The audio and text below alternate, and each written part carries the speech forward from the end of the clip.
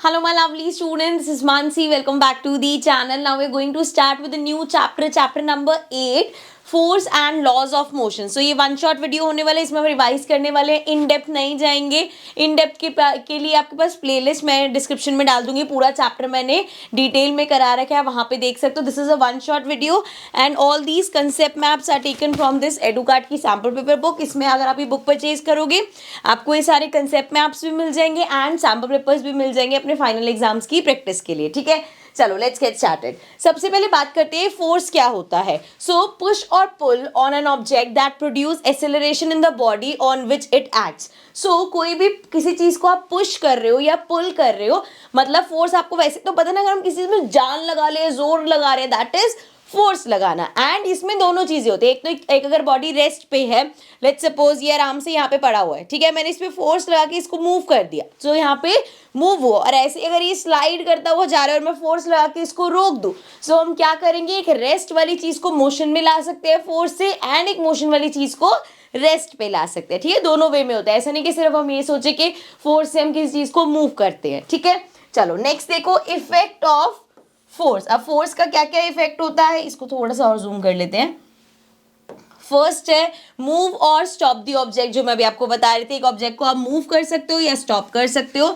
Then change the direction of a moving object. अब एक गाड़ी ऐसे, मतलब टॉय कार ऐसे चल रही है एंड मैं उसको पकड़ के ऐसे घुमा सकती हूँ किसी भी डायरेक्शन में, सो हम फोर्स से डायरेक्शन चेंज कर सकते हैं. Then change the speed of a moving body. Again अगर यहाँ पे कोई एग्जांपल लेते हैं, कोई कार है या एक बॉल है वो रोल कर रही है एंड मैं उसमें फोर्स लगे थोड़ा सा उसकी स्पीड बढ़ा सकती हूँ, सो हम स्पीड चेंज कर सकते हैं.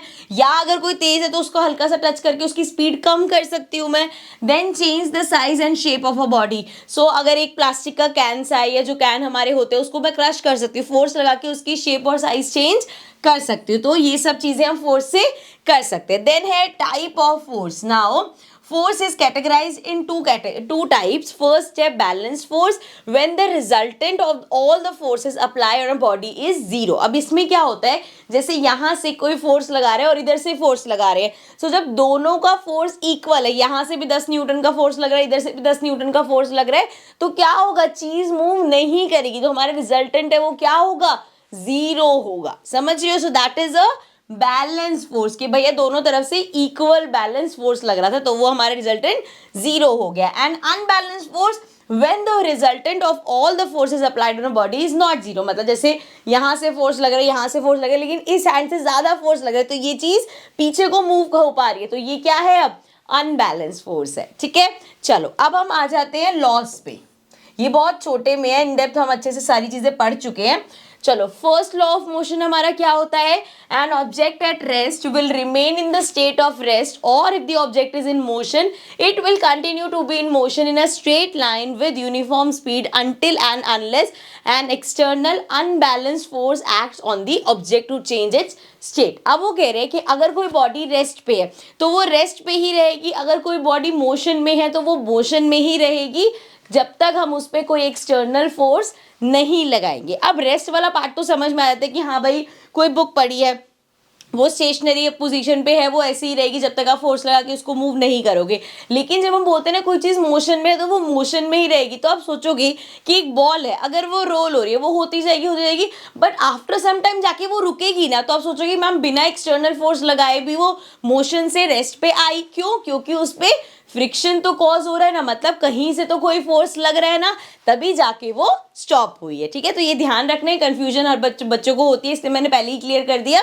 कोई चीज अगर वो रेस्ट पे है तो वो रेस्ट पे ही रहेगी जब तक उस पर कोई अनबैलेंस फोर्स नहीं लगेगा. कोई चीज मोशन में है तो वो मोशन में ही रहेगी जब तक उस पर कोई अनबैलेंस फोर्स नहीं लगेगा. ठीक है, तो ये है हमारा फर्स्ट लॉ ऑफ मोशन. अब इसके बाद इनर्शिया. इनर्शिया क्या होता है, body always resist the changes either of rest और motion, the tendency is called inertia. अब इसका बहुत अच्छा एग्जांपल हो सकता है कि जब हम एक गाड़ी में बैठे होते हैं, जब तक वो रुकी होती है, एकदम से जब स्टार्ट होती है तो हमें झटका लगता है, तो वो क्या होता है, हमारी बॉडी अगर कौन सी रेस्ट की पोजीशन में, तो वो रेस्ट ही पे ही रेजिस्ट करेगी. जैसे ही वो मोशन आएगा तो वो झटका हमें इसीलिए लगता है क्योंकि बॉडी हमारी रेसिस्ट करे कि मैं अभी किस पे हूँ, रेस्ट पे हूँ, तो मुझे रेस्ट पे ही रहने दो. ऐसे ही जब गाड़ी चल रही होती है, एक स्पीड में चल रही है, एकदम से जब ब्रेक लगते हैं तब भी हमें इस तरीके से झटका लगता है अगेन, क्योंकि अब बॉडी मोशन में है तो अपने आप को मोशन में ही रखना चाह रही है। जैसे आप उसको रेस्ट पे लाने के लिए बोलोगे तो वो रिसिस्ट करेगी, और इसी ये जो टेंडेंसी है कि हमें जो ये झटका लग रहा है बेसिकली वो हमारा होता है इनर्शिया। ठीक है, नाउ नेक्स्ट बात कर लेते हैं मोमेंटम। मोमेंटम क्या होता है, हमने इस पे पूरा अच्छे से सेशन किया था जिसमें मैंने आपको एग्जांपल दिया था, एक रोलिंग रॉक सा है या एक मार्बल है, तो उसमें चलो मैं एग्जांपल रिपीट कर देती हूँ कि आपको एक ग्लास वॉल है उसको ब्रेक करना है। अब आपके पास इतना बड़ा पत्थर है, बहुत बड़ा पत्थर है, आप अगर उसको रोल करके ऐसे फेंकोगे तो क्या होगा, ग्लास ब्रेक हो जाएगा। और वहीं छोटा सा मार्बल है, उसको आप ऐसे करके फेंकोगे तो क्या होगा, नई ग्लास, वो टक्कर खा के वापस आ जाएगा।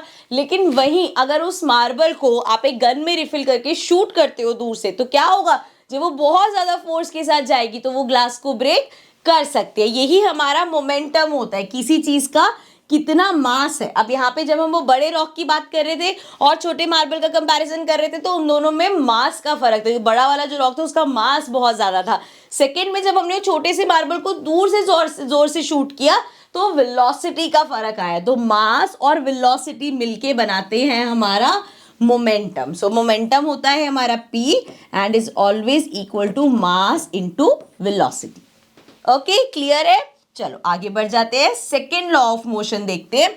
सेकेंड लॉ ऑफ मोशन है the rate of change of momentum of an object is directly proportion to the applied force and it acts in all the direction of force. So rate of change of momentum. So momentum हमारा क्या होता है, अभी हमने देखा p।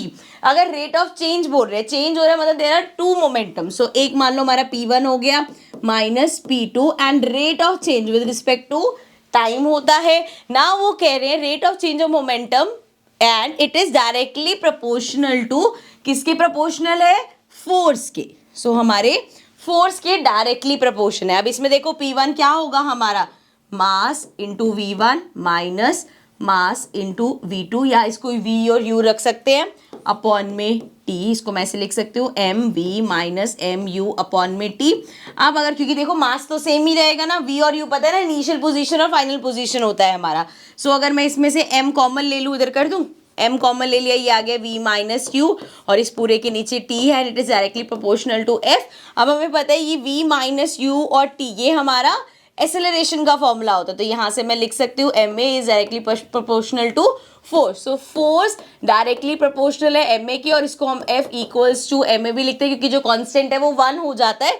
ये सब अब मैं इन डेप्थ नहीं जा रही बिकॉज हमने अच्छे से इसको अपने नोट्स में समझा हुआ है। सो ये f इक्वल्स टू ma आ गया। ठीक है, तो यही है हमारा सेकेंड लॉ ऑफ मोशन की rate of change of momentum हमारा डायरेक्टली प्रोपोर्शनल है अप्लाइड फोर्स के, एंड वो हर सब डायरेक्शन में ये चीज वर्क करती है। ओके, चलो अब आ जाते हैं थर्ड लॉ ऑफ मोशन पे। थर्ड लॉ ऑफ मोशन बहुत सिंपल सा है, to every action there is an equal and opposite reaction and they act on two different bodies।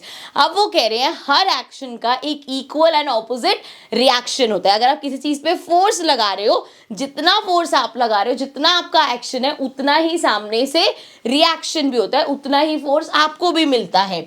सो जैसे कि यहाँ पे देखो एक्शन, अच्छा पहले पढ़ लेते हैं। Action and reaction are the forces which are equal in magnitude but opposite in direction and acting on different bodies. Now of course अब ये जो मैंने बोला जो ये फोर्स लग रहा है, दोनों एक्शन और रिएक्शन का मैग्नीट्यूड दोनों का सेम है, लेकिन क्या क्या डिफरेंस है, एक तो हमेशा ऑपोजिट डायरेक्शन में लगेगा। ऑब्वियसली अगर मैं यहाँ से फोर्स लगा रही हूँ तो ऑपोजिट हमेशा मेरी तरफ वापस को आएगा ना, ऐसा तो है नहीं मैं यहाँ पे करूँ तो और ऐसी कोई भूतिया चीज लग जाएगी मेरे साथ उतना ही मैग्नीट्यूड में फोर्स लगाने के लिए। ठीक है, so there is an equal and opposite reaction. ठीक है, अगर मैं इस तरफ को लगा रही तो वहां से सामने से हमारे पास आएगा। जैसे कि एक एग्जांपल हो सकता है जब हम गन से शूट करते हैं। सो जब भी आप शूट करोगे, अब ऑब्वियसली आपने मूवीज में ही देखा होगा, सो व्हेन वी शूट, जैसे ही वो जो हमारी बुलेट है वो आगे जाती है, गन थोड़ी सी ऐसे बैकवर्ड होती है। तो this is what for every action there is an equal and opposite reaction. वहां पे वो रिएक्शन मिला, बस क्योंकि दोनों का मास अलग है तो इसलिए बुलेट बहुत दूर तक जाती है एंड गन थोड़ा सा बैक लेके वापस आ जाती है। ऐसा नहीं कि गन भी उल्टा ही जाएगी उतना। ठीक है, but for every action there is an equal and opposite reaction and also ये एक्शन और रिएक्शन हमेशा डिफरेंट बॉडीज पे वर्क करेंगे, है ना। सो इस तरीके से किसी भी चीज पे आप ये जो आप एक्शन है कि आप वॉल को धक्का लगा रहे हो, वहां से भी एक रिएक्शन आ रहा है, वहां से भी उतने मैग्नीट्यूड का आ रहा है, इसलिए आप धक्का नहीं लगा पाते। मतलब बाकी चीजों में तो हो सकता है, बट वॉल के केस में, ठीक है।